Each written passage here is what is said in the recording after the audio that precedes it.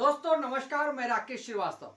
ऐसा लगता है कि अमेरिकी राष्ट्रपति डोनाल्ड ट्रंप ने केंद्र सरकार को पूरी तरह से घेरने यानी भारत की सरकार को पूरी तरह से घेरने का प्लान बना चुका है। क्योंकि डोनाल्ड ट्रंप जिस तरह का बर्ताव पिछले कई महीनों से कर रहे हैं वो कोई अचानक से सामने नहीं आया है, बल्कि ऐसा लगता है कि जैसे वो लगातार भारत के पीछे हाथ धोकर पड़े हुए हैं। उनके बयान देखे या उनके कामकाज देखे, हर कुछ ऐसा लग रहा है जैसे वो भारत सरकार को पूरी तरह से घेरने की कोशिश में जुटे हैं। और सबसे दिलचस्प बात यह है कि भारत के खिलाफ लगातार आग उगलने और गलत बयानी करने के बावजूद केंद्र सरकार की तरफ से, खास करके प्रधानमंत्री नरेंद्र मोदी की तरफ से इसे लेकर कोई जवाब नहीं देने से ये एक मैसेज जा रहा है कि ऐसा लगता है कि अमेरिकी राष्ट्रपति के पूरी तरह से चंगुल में भारतीय सरकार यानी केंद्र सरकार आ चुकी है।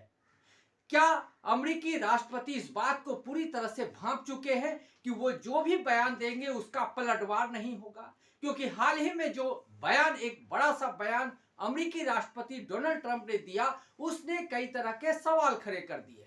अमेरिकी राष्ट्रपति ने सीधे तौर पे कहा कि भारत की सरकार या भारत की जो इकोनॉमी है वो डेड इकोनॉमी है, यानी मृत अर्थव्यवस्था है। ये एक, अगर आप कहें कि 1947 में जब देश को आजादी हुई उसके बाद से किसी भी अमेरिकी राष्ट्रपति द्वारा दिया गया यह सबसे खतरनाक और सबसे बड़ा बयान है।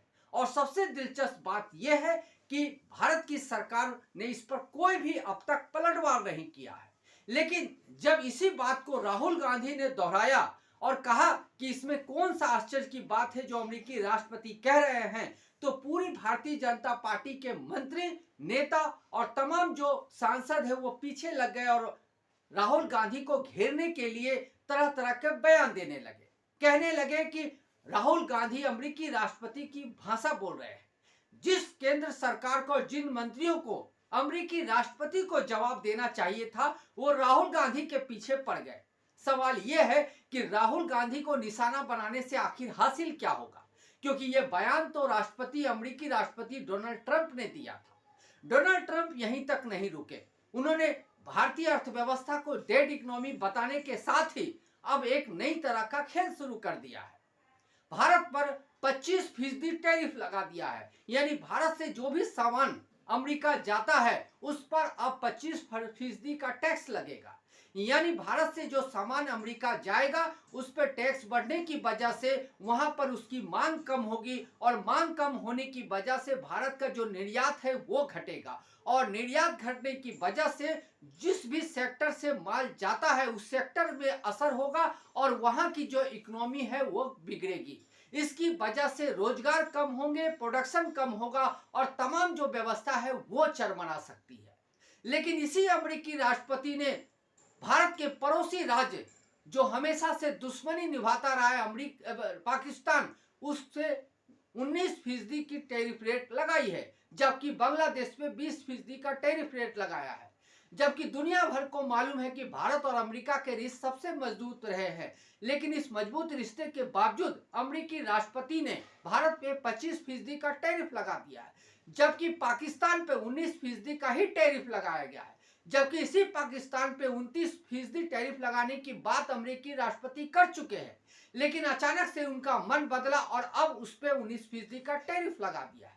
तो ऐसे में सवाल ये उठता है कि अमेरिकी राष्ट्रपति भारत के खिलाफ लगातार आग उगल रहे हैं, गलत बयानी कर रहे हैं और दूसरी तरफ पाकिस्तान हो या बांग्लादेश हो, उसके प्रति जो नरमी बरती जा रही है, आखिर इसकी वजह क्या है? दुश्मन देशों के साथ अमेरिकी राष्ट्रपति दोस्ती बढ़ा रहे हैं और भारत के साथ दुश्मनी निकाल रहे हैं, खुलकर बयान दे रहे हैं। भारत और पाकिस्तान के बीच हुए युद्ध का जो सीज फायर है उसके लेकर 29 बार वो मीडिया में बता चुके हैं कि उनकी वजह से सीज फायर हुआ।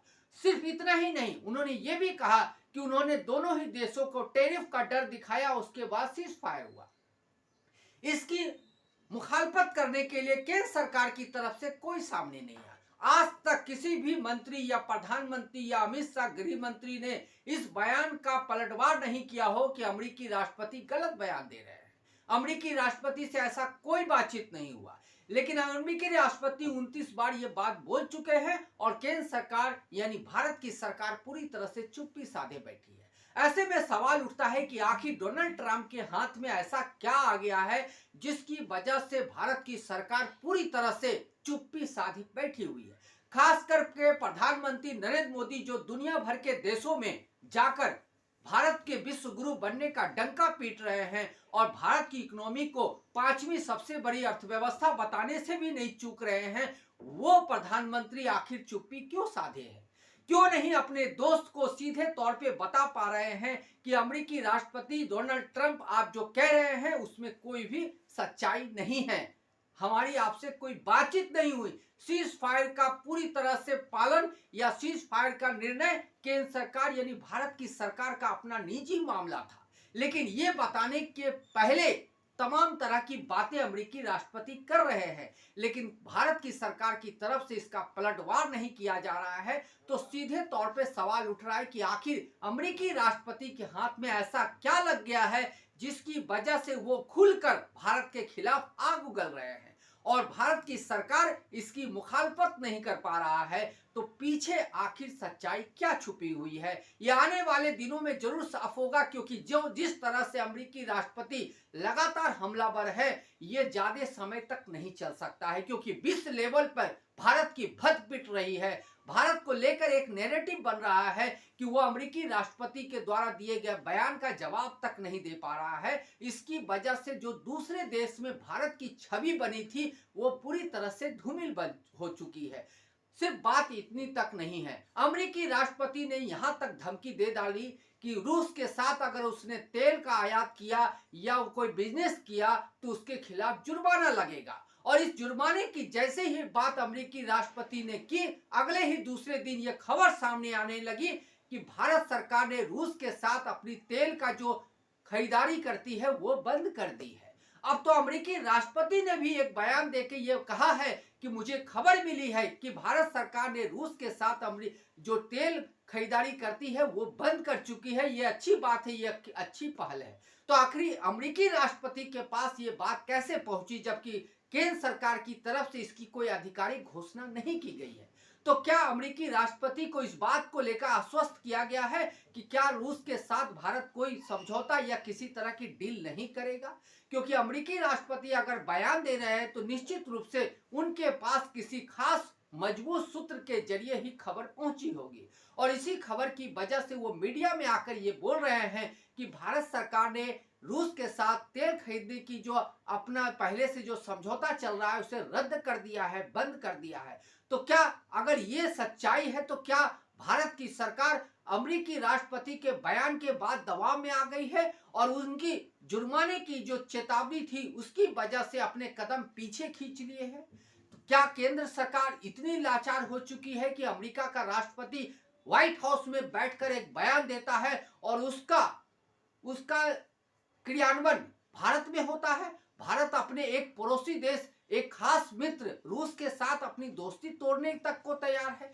तो आखिर अमेरिकी राष्ट्रपति के पास ऐसा हाथ में क्या लग गया है जिसकी वजह से केंद्र सरकार इतने दबाव में है, ना कि वो एक बयान दे पा रही है, ना ही वो डोनाल्ड के किसी भी बयान को बता रही है कि ये गलत बयान है, और ना ही टैरिफ को लेकर वो खुलकर सामने आ पा रही है। और अब तो रूस के साथ दोस्ती खत्म करने को लेकर जिस तरह का बयान अमेरिकी राष्ट्रपति ने दिया है उस पर भी अमल शुरू हो गया है। तो ऐसे में सवाल जरूर है कि भारत की सरकार जो दुनिया भर में विश्व गुरु बनने का डंका पीटती रही है, जो विश्व गुरु बनने के साथ ही अर्थव्यवस्था के मामले में भी अपने आप को सबसे आगे रखने की बात कर रही है, आखिर वो अमेरिकी राष्ट्रपति के सामने इतनी लाचार, कमजोर क्यों नजर आ रही है?